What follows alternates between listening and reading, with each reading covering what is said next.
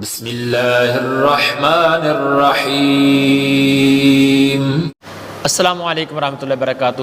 دوستو، یہ بہت زیادہ اہم مسئلہ، تقریباً میں نے تو ہر جگہ پر یہ دیکھا ہے کہ جو عورت فوت ہو جائے اس عورت کے مائکے والے جو ہوتے ہیں، یعنی اس کے والدین جو ہوتے ہیں، ماپے، ان پر یہ فرض سمجھا جاتا ہے کہ وہی اس عورت کو کفن دیں گے، باقی کوئی نہیں دے گا۔ تو یہ بالکل غلط رواج اور رسم ہے، ایسا کچھ بھی نہیں ہے، دین اسلام نے ایسا کچھ بھی نہیں بتایا۔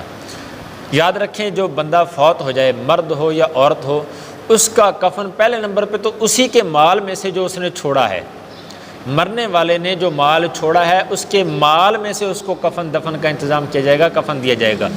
اور اگر مال نہیں چھوڑا، یا بات ذہن میں رکھیں، اگر مال چھوڑا ہے تو اس کے مال میں سے اس کو کفن دفن کا انتظام کیا جائے گا، کفن دیا جائے گا۔ اگر مال نہیں چھوڑا تو جو اس کو نان و نفقہ دیتا تھا، جو اس کی کفالت کرتا تھا، زندگی میں اس کو کھلاتا پلاتا تھا، اس کا خیال رکھتا تھا، وہ اس کو کفن دے گا۔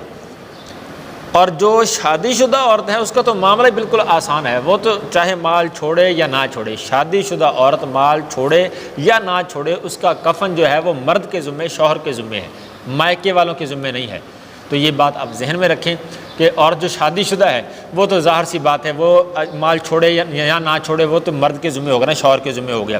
اور جو یعنی شادی شدہ نہیں ہے تو اس کے لیے، وہ مرد ہو یا عورت ہو، وہ فوت ہوگی تو اس کے مال میں سے، یا پھر جو اس کی کفالت کرتا تھا، نان و نفقہ دیتا تھا، وہ اس کو کفن دے گا۔ مائکے والوں پر یہ لازمی اور فرض نہیں ہے، اس رسم کو ختم کرنا چاہیے۔